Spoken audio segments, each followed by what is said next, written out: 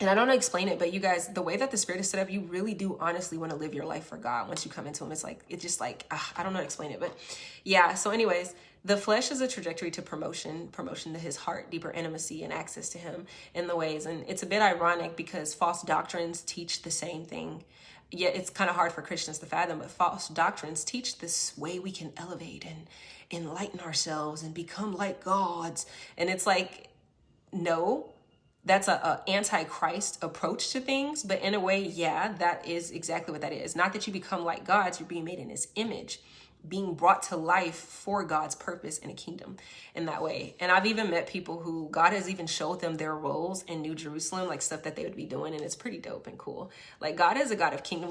Sometimes we don't fathom these things simply because we're still in a temporal plane and on earth. And so sometimes these understandings are so far beyond us, but God does give glimpses into these things. And so the reason why flesh is a trajectory to promotion is because the same way Jesus came and humbled Himself and was a servant, then He had a glorification process. So this is why the false doctrines is not the same, because they promote feeding the flesh to elevate, whereas God promotes what Jesus did, serving others, being a vessel for other people's. You're only promoted to promote other people, right? Like, that is how in the kingdom of heaven you are made the greatest, by being the least. And so I've met, let me see. Oh yeah, that's what I was talking about. I put in my notes. I said I've been there once because I shared with that, and I questioned, like, why were we born then? Like, why do we leave you and come here, and then some of us don't even come back? That's like sad. It's like certain sci-fi movies actually show this kind of thing where they go into these places and they just never return. They just stop, but the Lord was showing me that's why. And there's an elevation process and what Jesus did and stuff. And then to be brought to be born is a beautiful thing in the way that God created us and stuff for that. And it's envied by demons. I hope that makes sense, you guys. It really does. It's really envied by them.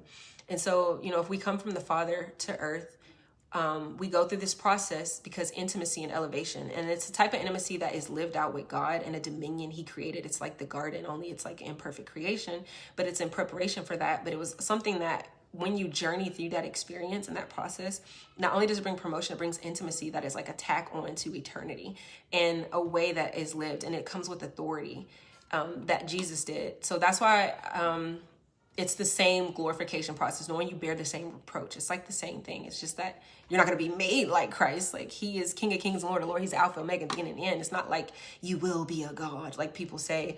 But it is definitely the same kind of trajectory for roles that He has for you in heaven.